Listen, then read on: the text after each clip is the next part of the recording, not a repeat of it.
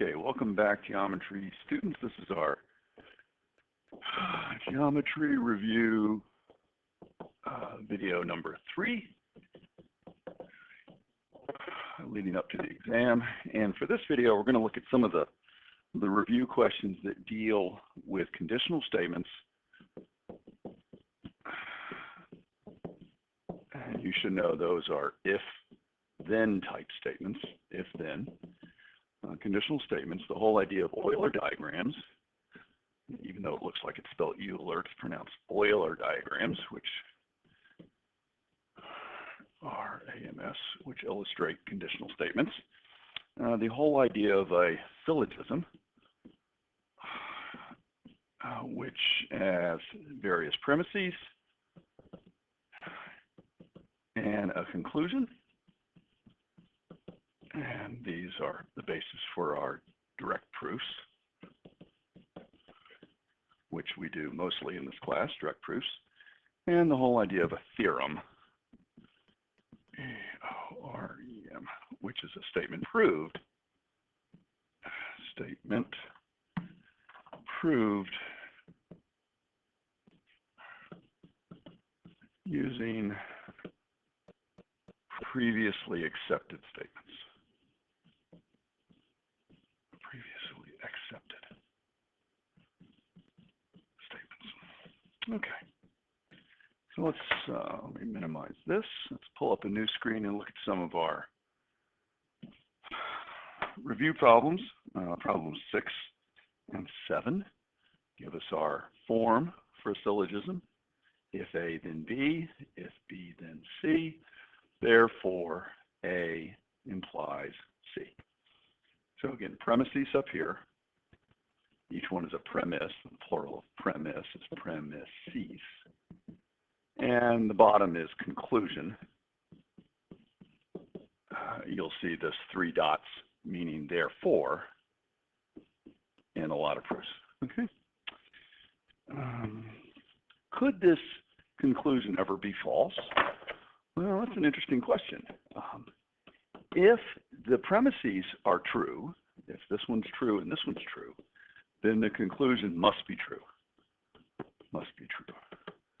However, even though we've got a nice syllogism here, if one of these or either of these premises is false, let's suppose the first one was false, then the conclusion may not be true.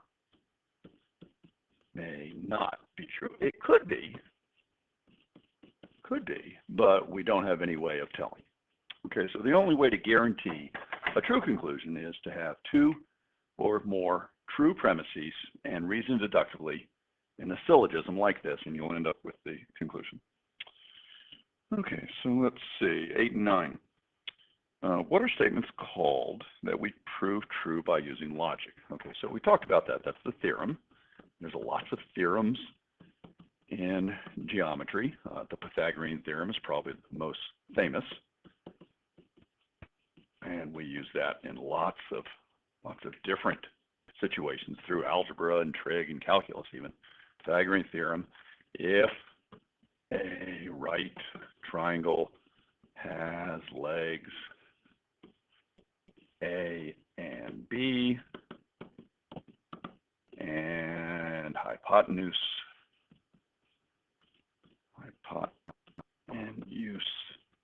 C, then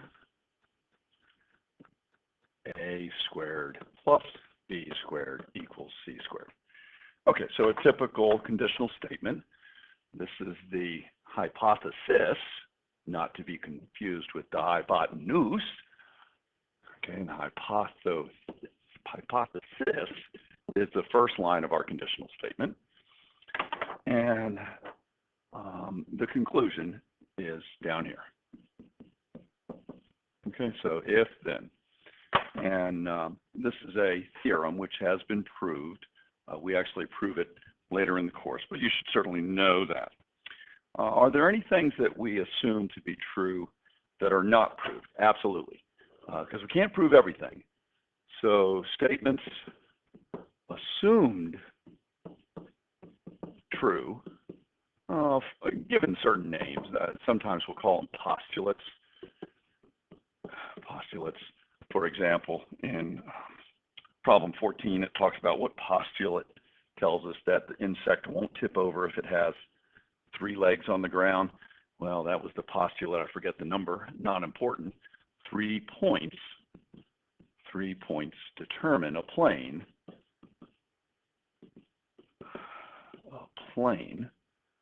But we do have to be careful, because certainly, I mean, look at these 3 dots.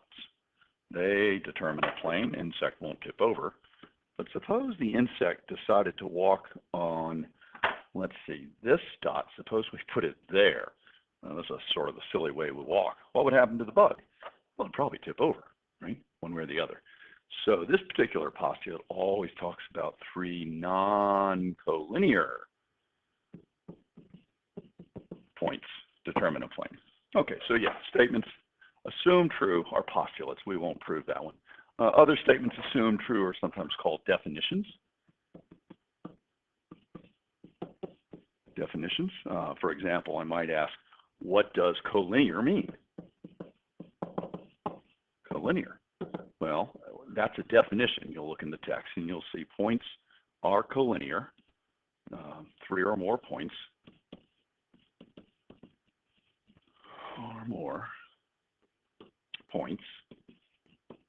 are collinear if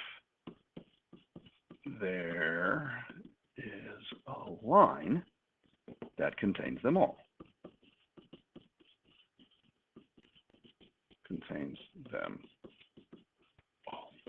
Okay, so if we know what collinear means, and then we look at this postulate, 3 non-collinear points determine a plane. So right, if our bug was walking with the points like this, then we're okay, because there is no one line that contains all 3 of these points. We know from another postulate, as a matter of fact, that 2 points will determine a line. So there is a line going through there, and there's another line going through here. These 2 points determine a line, and there is a 3rd line going through here, but there's not one line that contains all 3 of these. So the bug doesn't tip over. Isn't he smart? Okay. Let's see. In problems 16 through 28, you're asked to complete famous postulates and theorems. And we should probably look at those. 16 we already did. 2 points determine a line. Now, how might the exam be structured? I'll have some true-false statements. And this might be a typical exam question. 2 points determine a line. And I'll underline this. And your task is to state true or false. True or false. And you're going to write this on the answer sheet. So I read problem 16, 2 points determine a line. And on my answer sheet, I'll write true. Okay. Now, suppose I gave you 17, and I wrote this. 2 points determine a plane. 2 points determine a plane. And this time, I'm going to underline the 2 points. Okay, so what are you going to do with that on your answer sheet? You're going to write false? No, you're not. That is a false statement. But the way the exam is structured, I want you to make this statement true. And the way you have to make it true is you have to change the words that are underlined. Okay? So what determines a plane? And what you would write for 17 is you would write 3 non-collinear points will determine a plane. So we take this, we put it where the line would be, and then it would be a true statement. I don't want you to change anything other than the underlined part. So suppose we had another question, 18, and we wrote 2 points determine, 2 points determine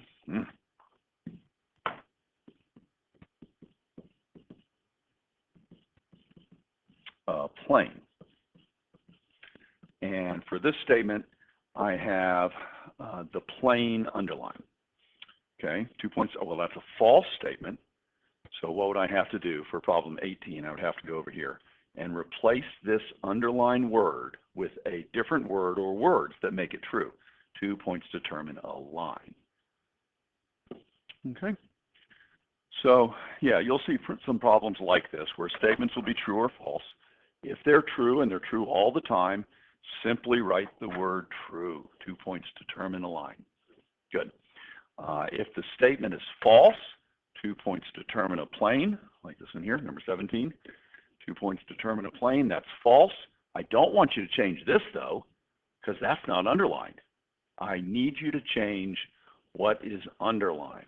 Okay, so to change the 2 points, we have to write 3 non-collinear points, and then we'll be in good shape. Okay, 3 non-collinear points. Okay, and again, this third example, 2 points determine a plane. I don't want you to change this, right? It would be true if we put in 3 non-collinear points, but that's not underlined, so you can't change that. You can only change, if it's a false statement, you can only change the underlined portion. So 2 points determine a line. Sort of interesting problems when you think about them. If it's always true, write true. If it's not always true, change the underlined portion with other words or a word that will make it a true statement. So down on your answer sheet, here's your answer sheet here, you're going to have statements like true. You'll never have a false. Never write the word false. Instead, write what would make the statement true. So for problem 17, I'd have to write 3 non-collinear points, and for problem 18, I'd have to write line. Okay, so let's just run through 16, 17, 18. In the review section, 16, we said 2 points determine a line. 17, the sum of the angles of a triangle, 180 degrees. You know that. That's a nice theorem, can be proved. An angle has exactly 1 ray. So now we're going to have to talk about angles and rays, and this is under the protractor section. You can think about an angle with 1 ray that corresponds with one particular coordinate on a protractor. So this looks like it might correspond with 50. Here's my angle, and it only has 1 ray that corresponds with 50. You can't have 2 different rays that match up with the same number. Complements of the same angle, again, dealing with angles. We're going to do lots of little examples in the next video about protractors and angles, but this one talks about complements.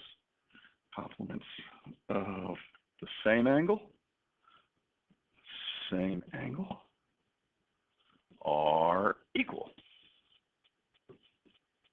Okay, complements of the same angle are equal. That's what we would need there. An equilateral triangle and equilateral triangle is one with, by definition, 3 equal angles. And now you can put other things there as well. We know an equilateral triangle as a theorem is also equiangular. Now, let me back up here. It's one with 3 equal sides. That's what equilateral means, 3 equal sides. But we can also say is also equiangular, which means 3 equal angles. Okay, so there's a couple of ways you can go with that one. Exterior angle, let me scroll down here. So 21 talks about an exterior angle of a triangle. Make sure you have the picture there. Excuse me. Here's your triangle. This is called the exterior angle, and it says it's greater than, well, what is it greater than? It's greater than either of the 2 remote interiors. So exterior angle greater than either